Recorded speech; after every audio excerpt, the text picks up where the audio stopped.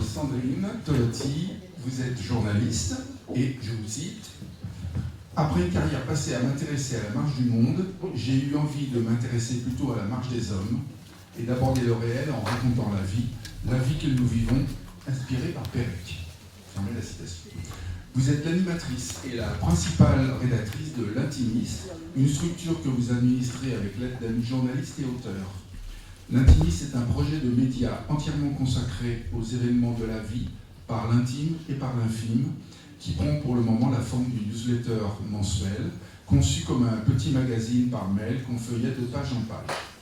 La newsletter a été lancée il y a 4 ans, le 17 mars 2019. Là où nos précédents intervenants s'interrogent du devenir de l'intime du fait des technologies modernes, vous les utilisez pour mettre en avant des histoires de livres, de vie. Vous écrivez, je vous cite de nouveau: nos lecteurs sont notre seul capital, c'est dire si chaque abonné est pour nous précieux. Voilà pourquoi nous concevons l'Intimiste comme un média participatif. Dans chaque numéro, un atelier des lecteurs présente vos photos, dessins ou textes qui racontent une tranche de vie. Et vous êtes en permanence invité non seulement à réagir à nos sujets, mais aussi à nous en suggérer ou à nous donner des nouvelles de votre vie. Cela pourra nourrir la lettre actuelle, mais aussi celles qui sont en projet. À vous la parole. Merci beaucoup. Comme Serena, je dois m'excuser d'avance parce que je vais lire aussi. Je vais essayer de le faire le moins possible.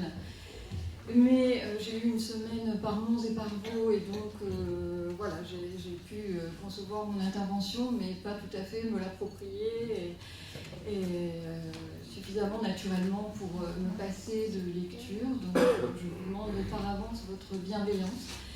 Mais voilà, alors comme Bertière, ça me fait vraiment chaud au cœur d'être parmi vous.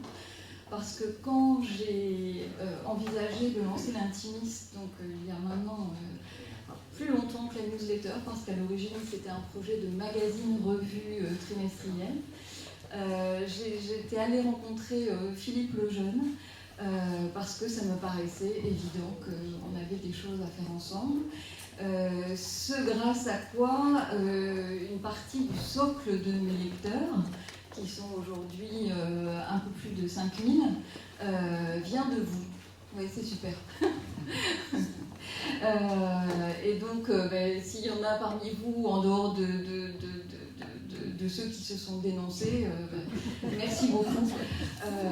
Voilà, parce qu'en plus, les tout premiers lecteurs sont vraiment des lecteurs gris-gris, en quelque sorte, donc ça m'impressionne un peu de rencontrer mes délibérés.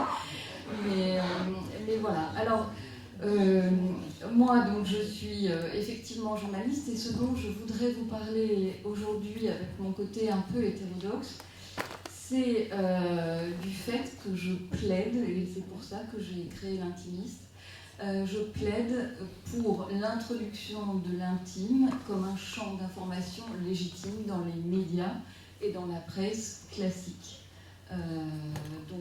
Serena a très bien parlé des réseaux sociaux et des inconvénients qu'il y a à voir l'intime se déployer sur les réseaux sociaux. Il y a aussi, évidemment, c'est aussi d'une richesse folle et c'est une source majeure. Mais moi je plaide pour l'appropriation par les journalistes professionnels, par les médias et par la presse de ces sujets. Or, Philippe Lejeune avait montré il y a 30 ans le problème du déclassement de l'intime dans les études littéraires.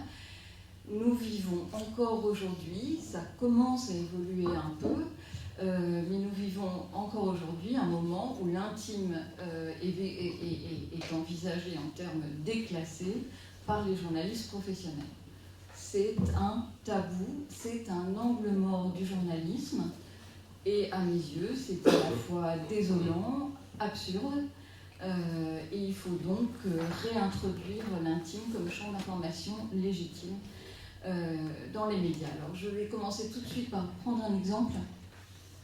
Alors j'ai glissé dans mon intervention, vous aurez droit à des petites histoires qui sont des histoires que j'ai publiées dans l'Intimiste, dont je me rends compte rétrospectivement que ce sont plutôt toutes des histoires tristes. Alors, pardon. Mais un exemple de ce déclassement de l'intime dans la presse, c'est l'article qu'a publié en janvier dernier, certains d'entre vous l'ont peut-être lu, dans Le Monde, une journaliste du Monde qui s'appelle Vanessa Schneider, et qui a publié un grand récit, enfin un article sur la fin de vie de son père, pour poser en estimant que c'était un exemple certes personnel, mais significatif et qui posait des problèmes collectifs sur l'état de l'hôpital public et les soins, notamment les soins palliatifs. Et quand elle a publié cet article, elle l'a annoncé sur Twitter, en écrivant, alors je la cite, « Pour la première fois de ma vie de journaliste, j'ai accepté de parler d'une expérience intime dans les colonnes de mon journal, parce que la fin de vie nous concerne tous, comme l'avenir de l'hôpital public. » On va tous être d'accord avec ça, mais moi, ce qui me frappe, c'est que oui, elle l'a fait, néanmoins, elle a éprouvé le besoin de se justifier un peu. Et voilà.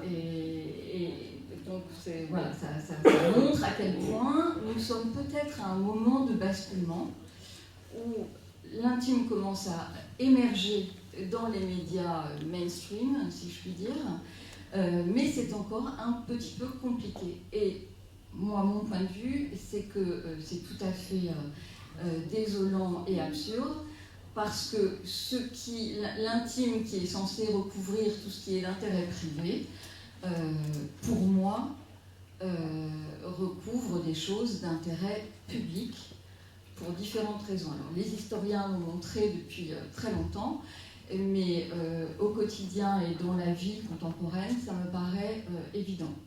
C'est d'intérêt public d'abord parce que la vie privée des autres nous concerne tous, parce qu'elle est en grande partie commune. Elle est commune à l'échelle la plus large. Dès qu'on touche à l'intime, on touche à l'humain à l'état pur. Et donc à l'universel.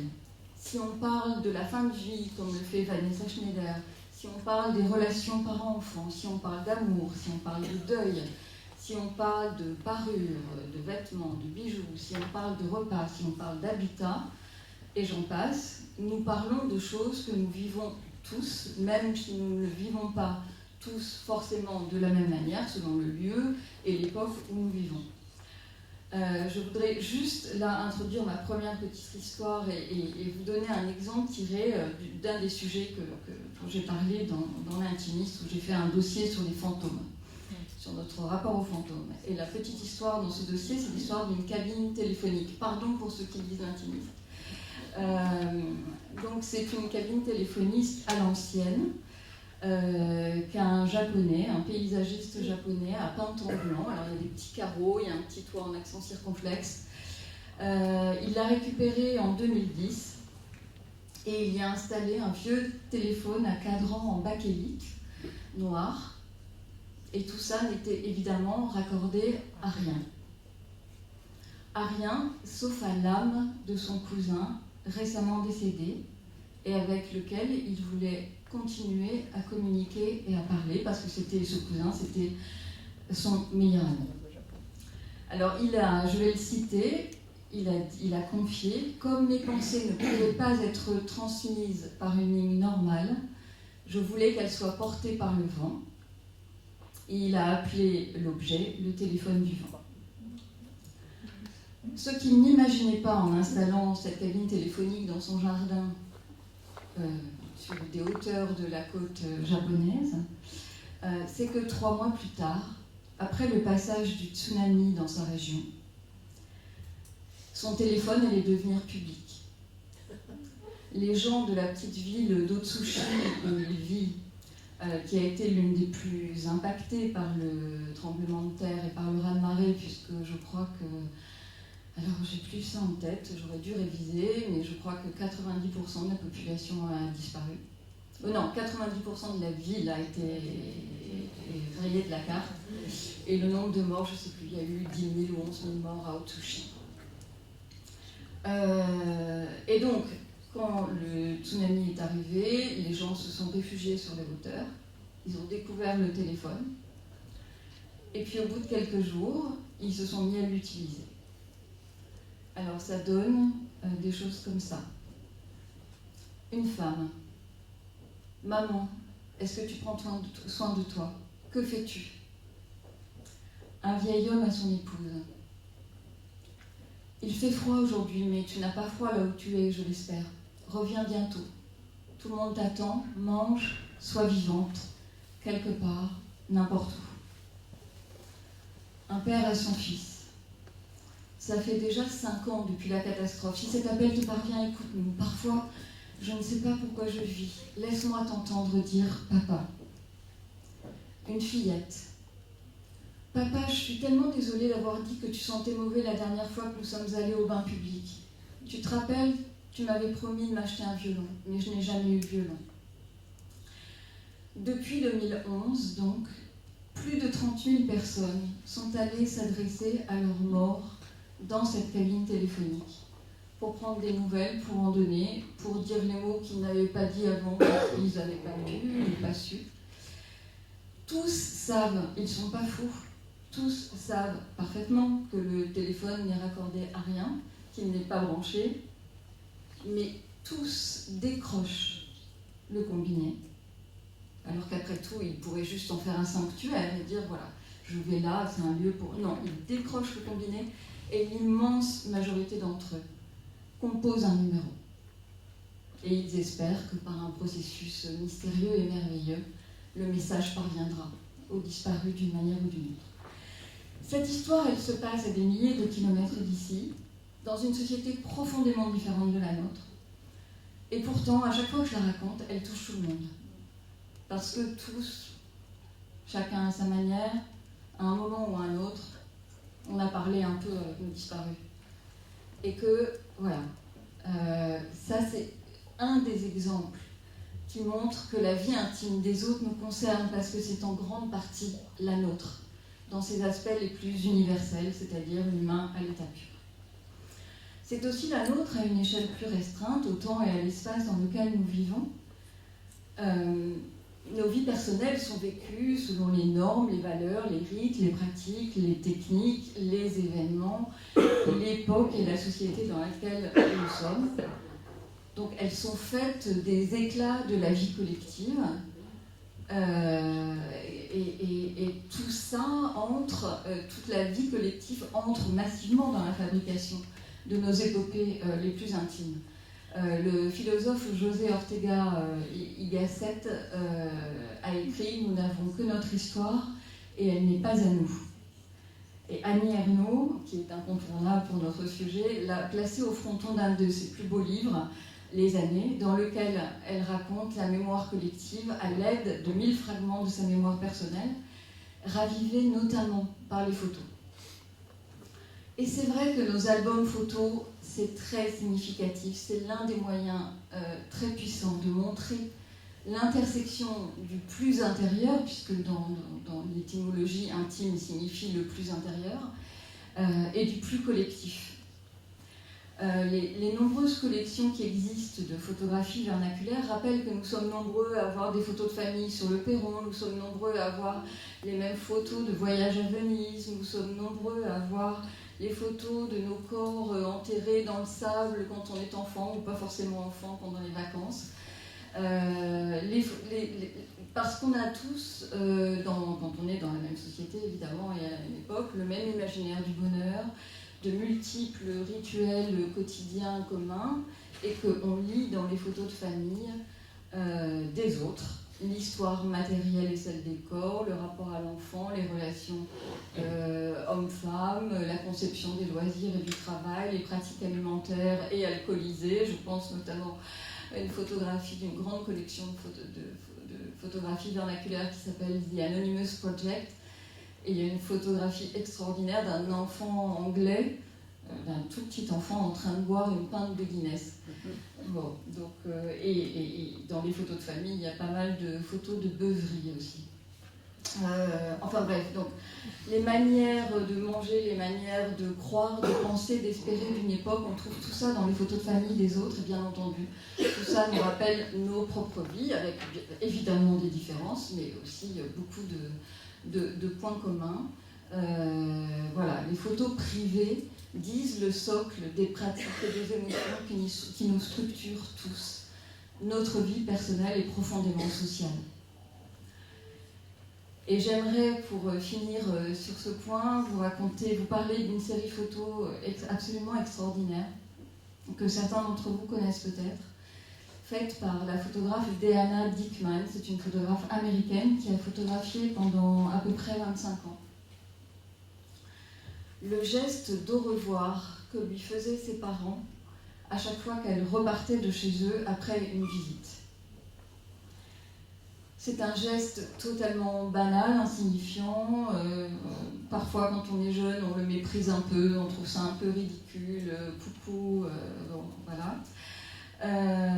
Mais dans ce geste, il y a une cargaison d'amour, de vulnérabilité, de solitude, de déchirement, de tristesse et de joie incroyable. Et les photos de Deanna Dickman racontent à la fois ce geste très privé qui renvoie à notre humanité profonde, à ce que nous sommes au plus profond, et un geste situé dans le temps et dans l'histoire qui reflète un certain état des relations entre les générations, parce qu'elle parle d'une société où les parents et les enfants ne vivent plus ensemble, et même souvent vivent loin, à des centaines de kilomètres parfois les uns des autres, et donc chaque visite prend une importance beaucoup plus grande, et ce geste est le reflet de ça. Voilà, bon, je ne développe pas davantage, mais ces images sont parmi les plus puissantes pour rappeler à quel point la vie intime des autres, c'est aussi la nôtre. J'aurais voulu vous les montrer, mais je n'ai pas pensé que j'aurais pu demander un rétroprojecteur. Donc peut-être que je pourrais vous les montrer sur l'ordinateur en le retournant tout à l'heure, si ça vous intéresse. Voilà, pour toutes ces raisons, l'intime, c'est une source d'information majeure sur nos sociétés. Les historiens y puisent évidemment leur miel, les sociologues, les anthropologues, mais les journalistes n'ont toujours pas vraiment, massivement et sans pudeur de gazelle, n'ont toujours pas sauté le pas. Quand il y a eu, pendant le confinement, qui a été un des événements majeurs qui prouve qu'on vit les événements collectifs à la fois de manière singulière et de manière commune, le Monde s'est fait violence et ils ont créé un live pour recueillir les confidences et le ressenti intime de leur vie confinée, de la vie confinée de leurs lecteurs.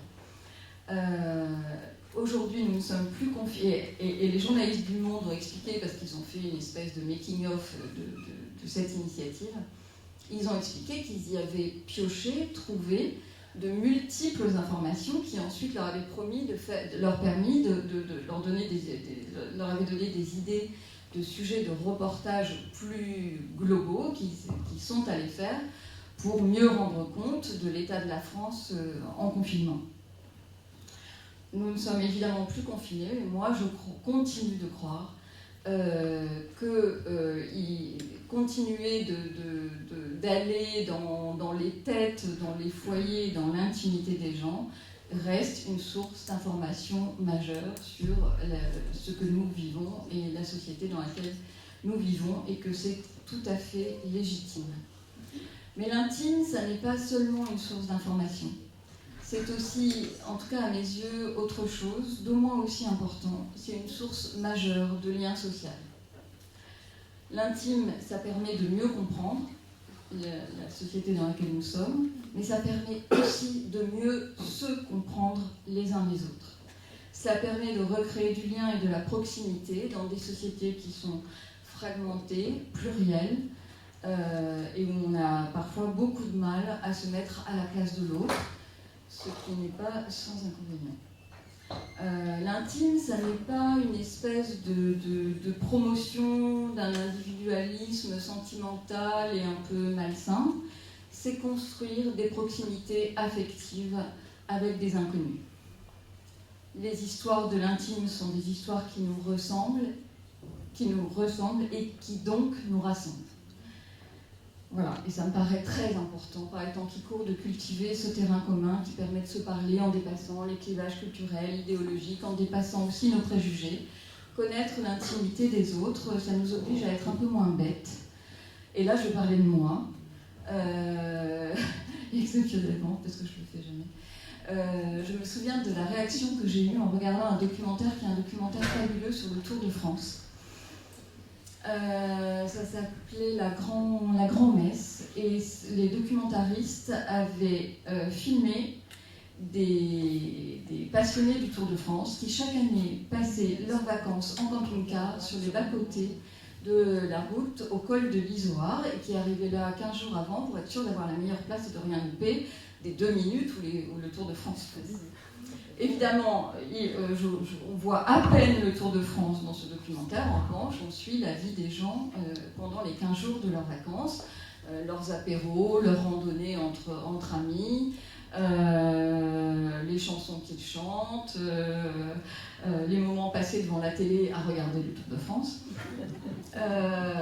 Voilà. Et dans le groupe de gens qui sont montrés là, il y a un homme qui, pendant que je regardais le documentaire, je me disais, oh, il est un peu brut de décoffrage celui-là. Enfin, je commençais à porter des jugements à l'emporte-pièce et un peu stupide.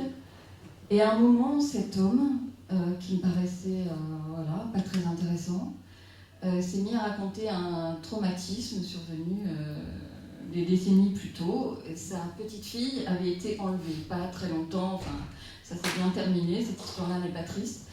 Mais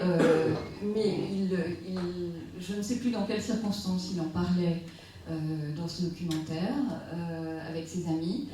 Il était en larmes et il dévoilait une vulnérabilité, une humanité incandescente qui m'ont fait me sentir totalement idiote de l'avoir jugé à l'emporte-pièce. Et c'est grâce à ce moment d'intimité extrême que j'ai pu voir ce qui me rapprochait de lui, en quoi nous étions faits de la même eau, en quelque sorte. La vie privée des autres nous concerne pas seulement parce qu'elle est de fait commune, mais aussi parce qu'elle est déterminante pour la vie collective. Et là, je vais aller beaucoup plus vite, mais néanmoins, ça me paraît important. Je vais juste donner un exemple et demi. Quoi de plus intime, de plus personnel que la décision d'avoir ou non un enfant ? À peu près rien, je pense. Et pourtant, quoi de plus déterminant pour la vie en société et pour l'avenir de la société ? Aujourd'hui, de nombreux jeunes n'envisagent pas d'avoir des enfants en raison de la crise climatique.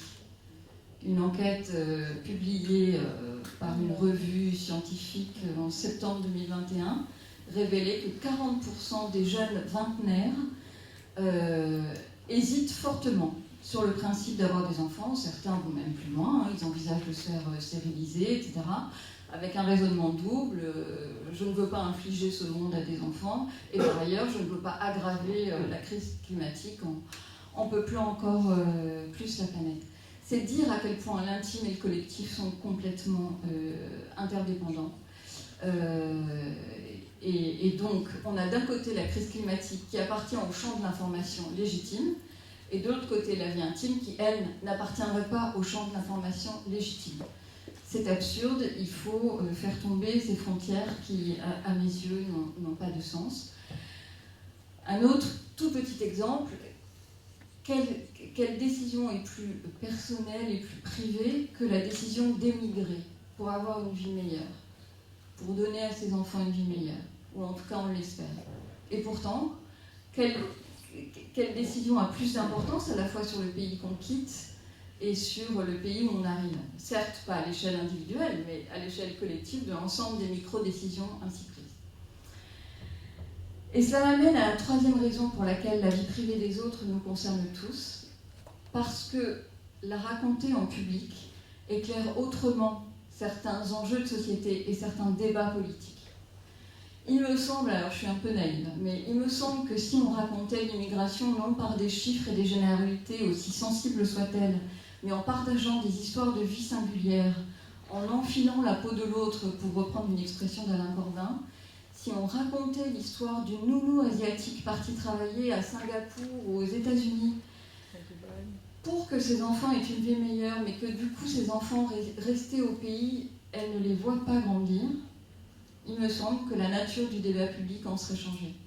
Si on racontait ce que représente la retraite, non pas pour les retraités, mais pour Michel, Philippe, Pascal, Sandrine, Nathalie, peut-être que le débat politique serait plus riche en tout état de cause, et même peut-être un peu plus respectueux. Si on racontait l'avortement en entrant dans la tête de celles qui avortent ou de celles qui n'avortent pas, comme je l'ai raconté il y a quelque temps dans l'Intimiste à travers le récit personnel d'une Américaine qui racontait, ce qui est une manière de voir qui est assez rare en fait. Moi je l'ai assez peu lu en tout cas, qui racontait ce qu'avait représenté pour elle, issue d'une famille catholique, le fait très religieuse, le fait de ne pas avorter.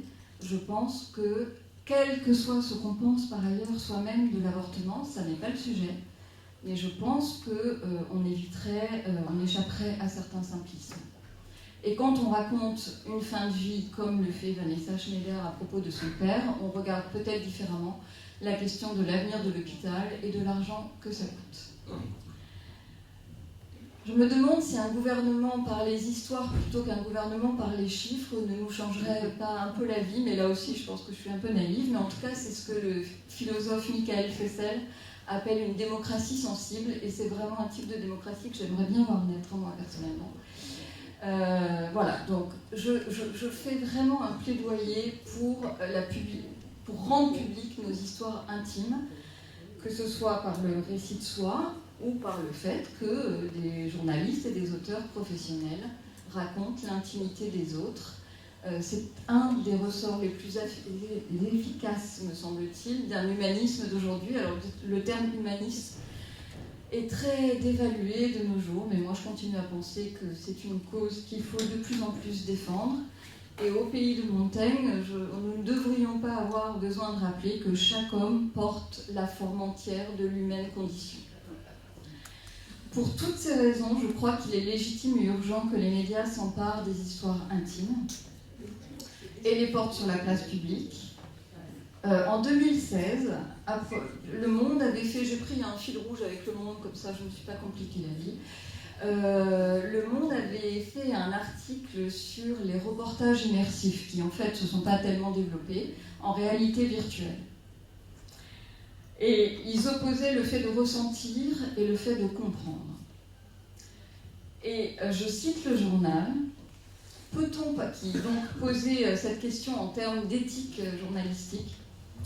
Peut-on parler d'objectivité quand le spectateur vit le récit d'un reportage à la première personne ? Est-il possible de prendre du recul et de réfléchir sur des sujets de fond quand toute la force d'impact d'un récit consiste à se mettre à la place des protagonistes et à établir une connexion intime avec eux?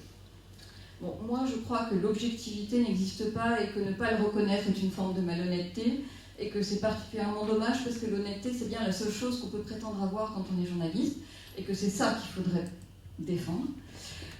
Et quant à la deuxième question, alors moi je crois précisément qu'il faut la retourner. Et donc je la reformule de la manière suivante.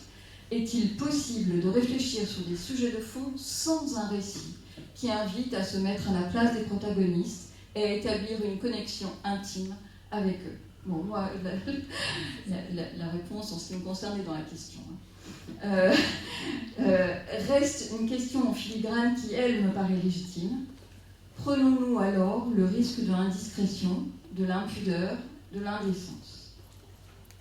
C'est un risque, il existe, mais moi je crois qu'on peut raconter l'intime sans voyeurisme, sans exhibitionnisme, c'est ce que j'essaye de faire, je ne sais absolument pas si j'y arrive, mais en tout cas c'est le but, et c'est d'ailleurs pour ça que je crois que les médias doivent s'en emparer.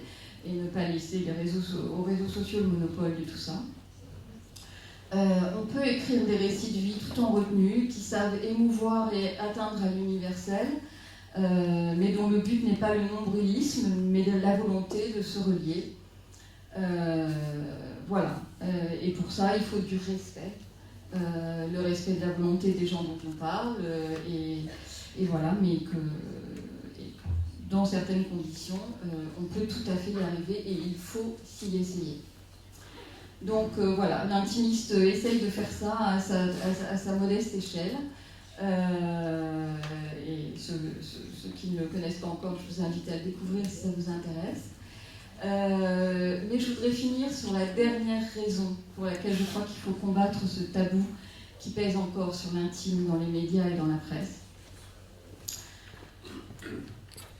Parce que pour le moment c'est une newsletter, mais j'aimerais faire évoluer le projet pour qu'il puisse devenir une plateforme qui mette en majesté la vie et les vies ordinaires, qui offre un asile à ceux qui veulent laisser des traces et qui leur permettent qui les aident à mettre en scène ces traces, parce que je ne vois pas pourquoi la vie des puissants serait mise en scène dans des récits de qualité et pourquoi la vie des anonymes ne le serait pas. Et ça, c'est vraiment la raison la plus profonde pour laquelle je mène ce combat, parce que l'interdit qui pèse sur l'intime dans les médias professionnels est aussi la source d'une injustice absolument sidérante et que je ne supporte pas. Et je voudrais offrir un asile à ces archives-là. Et pour finir, je voudrais vous raconter une dernière histoire. Oh non. Non? J'arrête? Si, bien sûr. Donc c'est la dernière histoire, elle n'est pas longue. C'est l'histoire d'une inconnue. Je ne sais mais ni son nom, ni son prénom. C'est une femme qui n'a pas laissé de traces. Et pourtant, elle aurait bien aimé. Elle adorait raconter autour d'elle les choses qu'elle avait vues et vécues. L'histoire est racontée par sa petite fille. C'est comme ça que quand même j'en connais un petit bout. Dans les réunions de famille, son mari, qui était rédacteur en chef d'un quotidien local, racontait la grande histoire et ça passionnait tout le monde. Elle racontait les petites histoires des voisins, etc. Ça n'intéressait personne, sauf, Dieu merci, sa petite fille. En tout cas, elle adorait tellement raconter ces petites histoires que vers 85 ans, c'était une Canadienne, donc cette Canadienne anonyme s'est mise à griffonner des bribes de sa vie sur des bouts de papier blanc qu'elle accrochait aux objets associés à chaque anecdote, par peur de perdre la mémoire, et que tout ça disparaisse avec elle. Au bout d'1 an à ce régime, il y en avait partout, avec les photos, avec les bibelots, avec les tableaux, avec les livres, et ça la rassurait. Ça la rassurait, mais ça n'a pas empêché cette Canadienne sans nom de vieillir en perdant la vue. Elle n'a pas perdu la mémoire, elle a perdu la vue. Un lundi, elle s'est cognée contre une table et elle s'est blessée.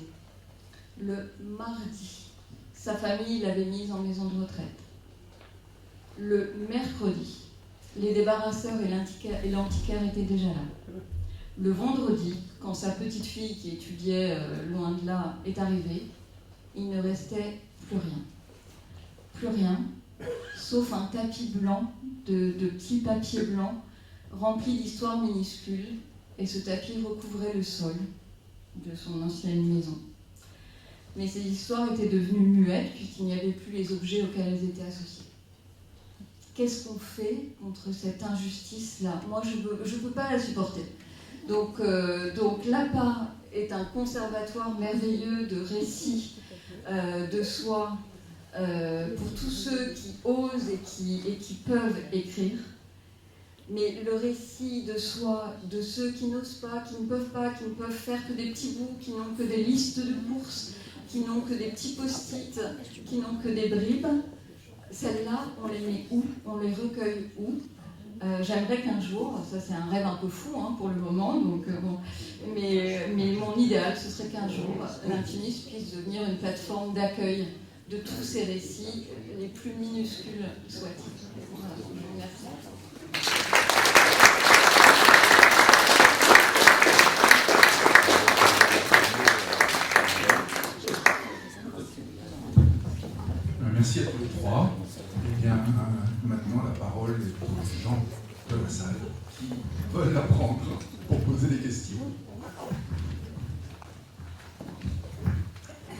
c'est pas tellement une question qu'un commentaire plutôt.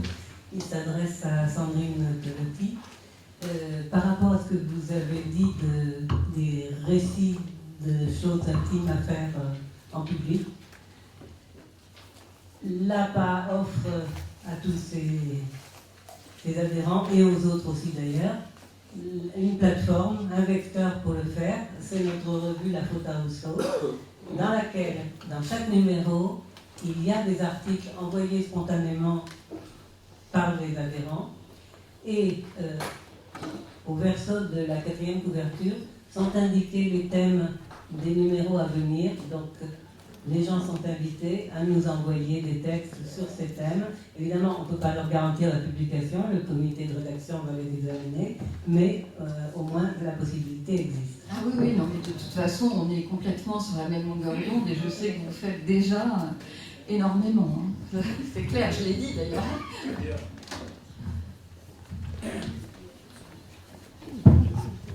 Je commence par vous. Vous avez évoqué plusieurs reprises que la relation entre la pudeur plutôt, et la bourgeoisie, n'est-ce pas? Vous avez évoqué plusieurs fois la bourgeoisie. Mais peut-être, mais ne pensez pas que c'est plutôt il y a un problème de tradition entre la pudeur et la bourgeoisie. Je me rappelle un peu de Montesquieu, qui les coutumes sont très... Et d'ailleurs, bon, vous l'avez déjà dit, que vous ne parlez que de l'Occident. Parce que par exemple, il y a une contradiction entre l'Occident et l'Orient. Par exemple, dans les pays maghrébins, les femmes vont à même nues entre elles, mais les hommes pas du tout. Quand vous allez dans les douches, les footballeurs, rien à faire. Donc il y a beaucoup plus de pudeur masculine que féminine. Et donc je pense que c'est une question de tradition et de coutume. Pour la dame au milieu, pardon, alors vous avez évoqué, si je me rappelle bien, c'est très important. Bon, j'ai apprécié beaucoup votre récit, les faits, etc. Mais par exemple, vous avez évoqué un exemple où vous dites qu'il y a des gens qui s'exposent intimement aux autres qui ne connaissaient pas, mais pas du tout au leur intime, au leur mari, ou leur femme, etc. Donc j'ai apprécié tout ça, mais pour un chercheur, je m'attendais à ce que vous me donniez, je sais qu'en sciences fondamentales, on explique le comment, pas le pourquoi. Et moi j'aimerais bien, en sciences sociales, me dire pourquoi ils font ça. Quant à vous, je suis vraiment en désaccord avec beaucoup de choses. Mais alors, votre exemple, la 2 fois, vous avez évoqué Vanessa Schneider. Vous ne trouvez pas, je vous pose une question, je ne veux pas faire de commentaire, vous ne trouvez pas que c'est plutôt bon? Premièrement, il y a beaucoup de reportages là-dessus, sur la fin de la vie. Elle pourrait éventuellement chanter ça d'une manière, puisqu'elle est bonne journaliste, la fin de la vie et ses problèmes, l'hôpital, etc. Mais vous ne trouvez pas que c'est plutôt évoquer émotionnellement son père? C'est pas une sorte de promouvoir un peu le journalisme de Madame Schneider? Dans ce cas-là, moi, c'est ce que j'ai pensé en l'écoutant, parce que elle était c'est-à-dire, c'est vous, je ne sais plus. Mais vous pensez qu'elle l'a fait pour se promouvoir elle-même? Ah oui, oui. Non, moi, je ne crois pas du tout, je la connais pas du tout, hein, c'est pas une amie, je n'ai rien à défendre de ce point de vue-là. Je ne suis même pas une grande lectrice du monde, même pas les apparences. Non, je ne crois pas du tout que c'était l'enjeu, je pense que, au point où, sur son compte Twitter, elle ne s'est pas excusée, mais elle a ressenti le besoin de se justifier, d'avoir fait ça, d'avoir franchi cette frontière non dite, implicite, sur on ne parle pas de soi quand on est journaliste. Et pourquoi donc? Parce qu'on serait supérieur aux autres? Pourquoi un journaliste ne parlerait pas de lui s'il le fait dans des conditions professionnelles? Et en tout cas, je ne pense pas qu'il s'agissait d'une opération de promotion, je pense qu'elle n'en a pas du tout besoin. Mais simplement, comme c'est son histoire personnelle, elle a une densité de... Attendez, je finis de répondre. L'histoire de son père. Oui, mais elle l'a vécu au premier chef, je suis désolée. Elle a été associée de très près à toutes ces questions. Vous l'avez pas vécu? Et donc, elle avait un ressenti de ces questions différent de ce qu'on peut raconter quand on raconte par les chiffres, par les grands enjeux. Et en effet, tout ça est traité de toute façon, bien entendu. C'est pas un sujet dont on ne parle pas, Dieu merci. Ça donnait accès à une intensité de sensibilité qui est rare et qui peut-être fait envisager le sujet autrement. En tout cas, c'est ce que je pense, mais vous avez tout à fait le droit de pas être d'accord. Madame Tolotti, bonjour. Merci beaucoup pour votre... Voilà. Ok, super. Voilà, merci. Je savais pas ce que juste peut-être introduire une notion dans nos trois interventions qui n'a pas un mot qui n'a pas du tout été prononcé ou très peu, c'est le droit. L'intime, il est régi dans notre société française par le droit et il est à la fois régi et il est symptôme de ce que l'on considère comme intime. Donc à ce titre-là, je pense que ça peut répondre aussi à votre interrogation, monsieur, sur le fait que quand même, dans le cas de Madame Schneider, qui ne va pas passer l'après-midi là-dessus, ce n'était pas du tout une personne anonyme. Son père, c'était une figure absolument connue, très connue dans le Lambernault, connue par les lecteurs du Monde, puisque c'était c'est une figure intellectuelle majeure. Donc là, le droit, pour revenir à une chose dont on a souvent parlé ici à la part, le droit est très protecteur concernant les personnes les moins connues, les moins publics. À partir du moment où vous êtes public, le droit, le juge dira, écoutez, en fait, vous êtes, disons, vos traces de vie sont éminemment plus partageables. Et je pense que dans notre discussion cet après-midi et dans ce que l'APA a fait, cette question du droit a été tout à fait immédiatement saisie, comme on dit, par un autre élément, et dont finalement, que vous reprenez, dont vous démarquez aussi, c'est ce qu'on appelle la sympathie. Contre le droit, peut-être la sympathie, ou tout au moins aussi, et l'inquiétude. Parce que ce que vous nous avez très bien montré, c'est qu'on peut aussi s'inquiéter du fait d'avoir beaucoup d'éléments. Aujourd'hui, je parle historiquement, là, maintenant, parce que la question de monsieur, en fait, elle vient s'inscrire pour moi dans le fait que ce que j'ai essayé de montrer, c'est qu'il y a une histoire et qu'il n'y a pas d'essentialisme sur l'intime. Et que là, on est confronté à un problème majeur qui est qu'on a des informations sur soi qui, à un moment donné, produisent de nouveaux récits, obligent à produire de nouveaux récits. Et dans le cas du journalisme, en même temps, il y a une histoire du journalisme, et il y a un moment donné où il y a des journaux qui ont mis les lecteurs, ça fait 50 ans, il y a 50 ans exactement, quand le journal Libération a été créé, la place des lecteurs elle était centrale.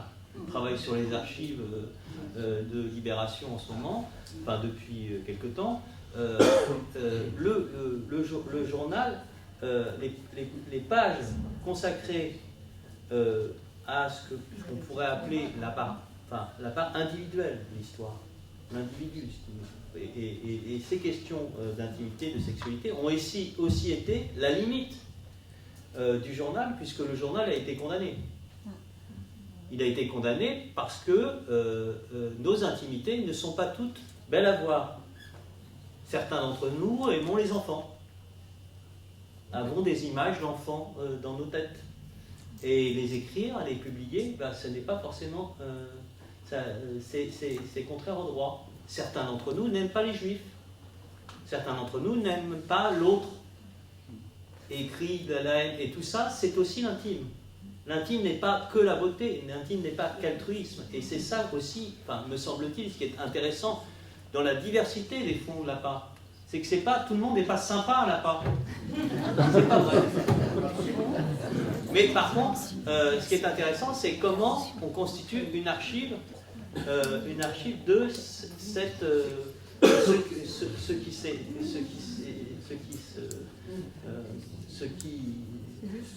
qui s'écrit pour soi, peut-être pour d'autres, et comment aussi, et de même, on touche les deux points. C'est évidemment que cette question, ce point-là, cette question du droit, elle tente. Faut-il rappeler qu'en France, on a une CNIL, c'est-à-dire une Commission nationale d'information et de liberté, qu'on ne cesse d'essayer de protéger le sujet de lui-même, d'une certaine manière, de lui-même, ce qui pose même une question de liberté publique, qui est pourquoi, après tout, on me dirait que je n'ai pas le droit de m'exposer.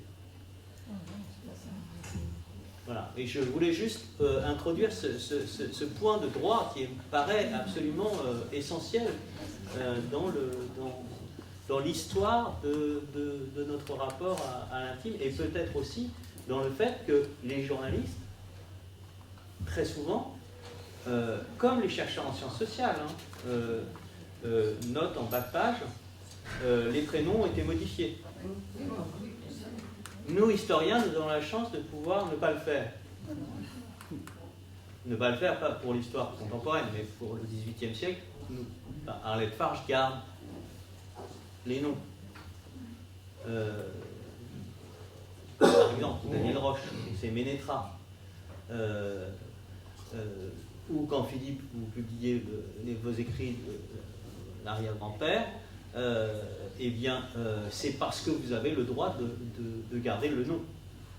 Parce que vous êtes ayant droit, d'une certaine manière. Et ça, c'est, je crois, quand même assez central dans les questions qui nous intéressent cet après-midi. Je ne sais pas si vous voulez... Oui, je voudrais réagir d'abord à votre question et ensuite à ce débat qui vient de surgir. Donc, déjà, merci pour votre question qui est très intéressante. En effet, donc, la question c'est pourquoi on se dévoilerait devant des inconnus, pourquoi on serait, disons, amené à se dévoiler devant des inconnus plutôt que devant des personnes qui font partie de notre sphère privée. Alors, en effet, les autres n'ont pas tous la même place pour nous. Les autres ne sont pas tous pareils, au sens où il y a des autres importants. Et je voudrais citer l'exemple que Dominique Cardon donne pour parler du phénomène de l'écriture de soi, du récit de soi sur les blogs. Donc en effet, c'est comparable aux confessions qu'on pourrait faire à un inconnu dans un train. En fait. C'est quelqu'un qu'on ne reverra plus jamais et qui parfois ne connaît pas notre nom, en effet. Donc je pense que c'est ça c'est une raison importante, et on peut prendre aussi l'exemple de l'humiliation. Si on subit une humiliation, cette humiliation n'a pas du tout le même poids si l'événement se passe devant nos amis, nos proches ou devant des inconnus, devant quelques inconnus. Autre chose, donc en effet, nos relations sociales, notamment nos relations familiales, nos relations amicales, nous oblige à un certain comportement. Et aussi, elles sont quelque part aussi les garants de notre identité. Alors que sur un blog ou sur un réseau social, il y a un public, disons, d'inconnus, pas un réseau social comme Facebook par exemple, mais sur un blog, on a une identité en ligne qui coïncide avec notre identité en tant qu'auteur de ces blogs, mais qui ne correspond pas forcément à notre identité sociale dans des cercles comme le cercle de la famille, des amis ou des collègues de travail, par exemple. Je ne sais pas si j'ai répondu à votre question. Et je voulais aussi réagir rapidement en fait, au point très important que vous avez soulevé. Donc d'abord, la question du droit, en effet, elle est aussi la question des normes. Donc, pas seulement le droit au sens de la loi, mais aussi au sens des normes. Et je pense que c'est une question importante aussi pour expliquer le tabou. Parce qu'en effet, il y a peut-être un tabou du partage de l'intime dans la presse publique, mais si on regarde les médias comme les réseaux sociaux numériques, au contraire, il y a un partage de l'intime en continu et un partage qu'on fait pour aussi, disons, souvent pour faire des revendications qui sont collectives. Et c'est même le partage de cette partie d'intimité, comme de la sexualité par exemple, c'est même une condition de prise de parole dans un contexte collectif de revendication politique. Donc déjà, ce tabou n'existe pas en effet sur les réseaux sociaux, et c'est peut-être aussi une question, une question culturelle, parce que je crois que dans la presse, par exemple aux États-Unis, il y a beaucoup, je pense que ce tabou est moins valable en effet. Donc, mais c'est une question très, très intéressante. Par contre, pour ce qui concerne le fait, je suis complètement d'accord avec vous, le partage de l'intimité et de l'intime peut nous rapprocher des autres par le biais de l'empathie, mais je crois que ça peut aussi créer une distance, en fait, une vraie distance, parce que quand il s'agit de thèmes tels la mort, la naissance, l'amour, c'est probablement un élément qui peut nous conduire à l'empathie, mais sur des sujets beaucoup plus, disons, universels et beaucoup plus particuliers, disons, spécifiques à une personne, spécifiques à une culture, peut parfois créer une distance, je crois, avec les autres.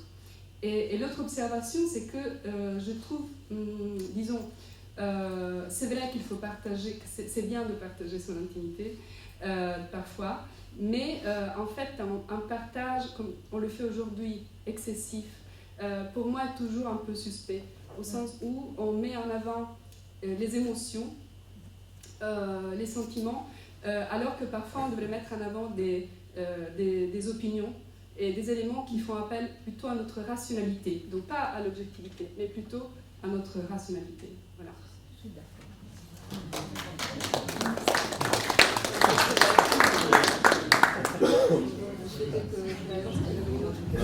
Non, moi je voulais juste dire tout à fait rapidement, puisque vous avez exprimé tous les deux l'essentiel de ce que je pensais, c'est-à-dire que moi je ne pense pas du tout que les journaux, que les médias ne fassent pas place à l'individu ni à l'intimité, pas du tout. Je pense qu'au contraire, on croule sous les récits de moi je. Il n'y a qu'à écouter France Inter et autres, France Culture, enfin on est dans le récit en permanence. Et le travail d'un journaliste, c'est d'entendre peut-être et de resituer dans un collectif. Voilà. Et c'est le politique qui est à mal en ce moment. Parce qu'on est dans l'individualité, dans l'individualisme permanent. Voilà. Donc un journal, c'est pas l'appât, c'est pas la faute à Rousseau. Et on peut avoir, en tant que journaliste, beaucoup d'empathie. On peut ouvrir ses oreilles, on peut écouter, écrire, mais on ne doit pas sombrer, je dirais, dans l'intime. Voilà. Oui, je ne pense pas que quand on parle de l'intime, on sombre. Alors oui, il y a beaucoup de récits, notamment à la radio, oui, tout à fait. Mais c'est pas forcément dans les journaux, hein, c'est plutôt dans des émissions documentaires.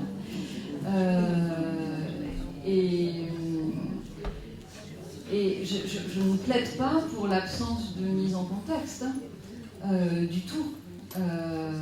Mais en revanche, la prise en compte de la parole intime me paraît importante, précisément parce que ça permet par rapport aux réseaux sociaux notamment, ça permet de réintroduire des filtres des filtres professionnels, des filtres de respect qui permettent de parler de l'intime sans déballage, donc, me semble-t-il. En tout cas, c'est le but dans mon esprit. Voilà. Et puis pour aller dans votre sens, pour avoir, comme je pense beaucoup d'entre vous été témoins et contemporains, encore une fois, de la pandémie à VIH, justement, cette parole intime, cette parole des acteurs, cette parole des malades, a été centrale. Elle a été centrale politiquement.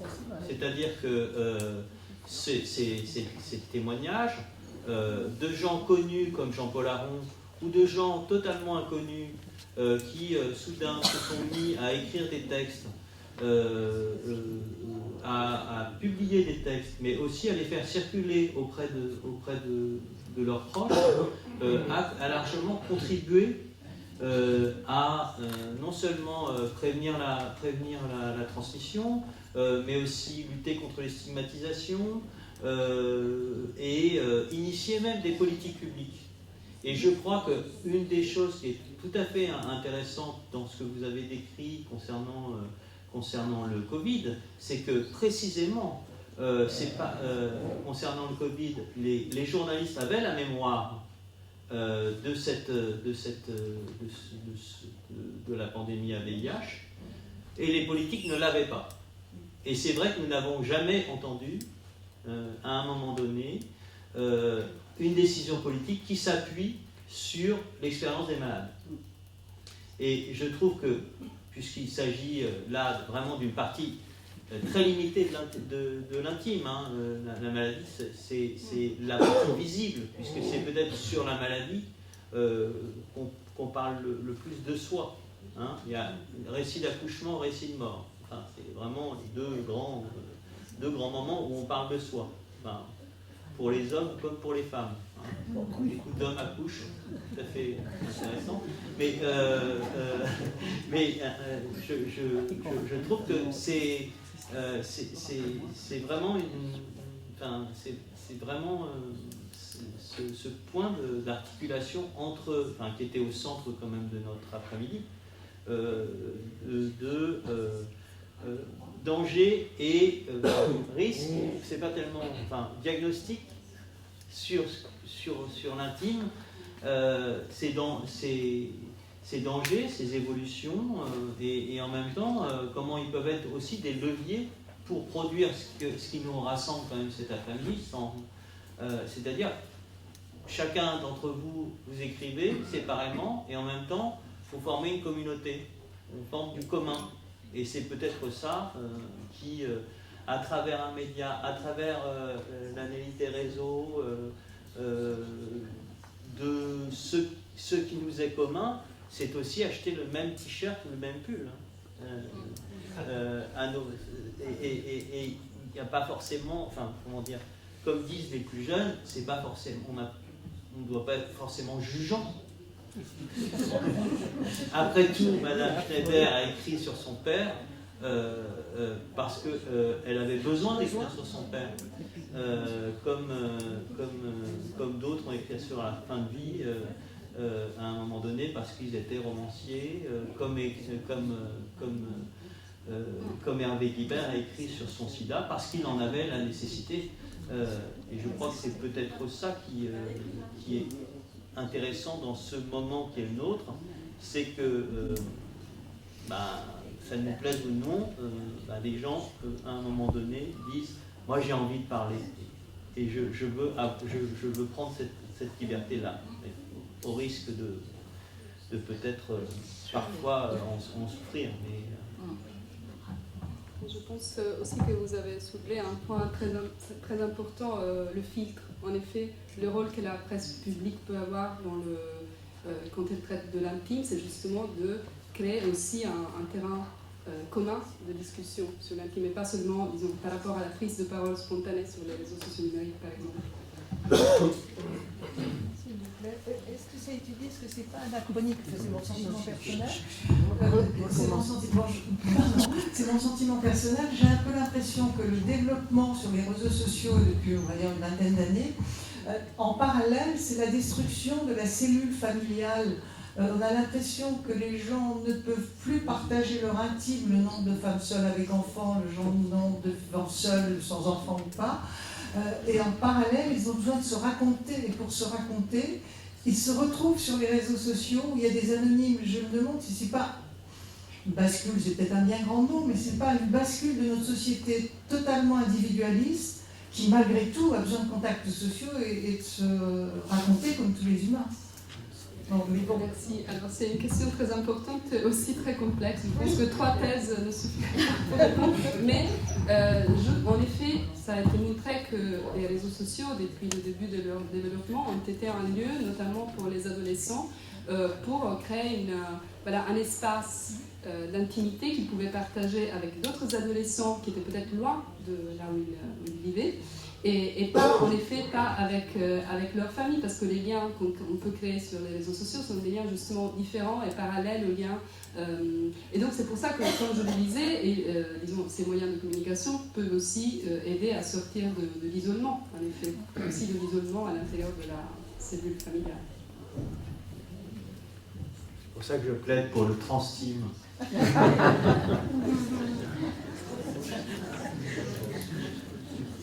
Question.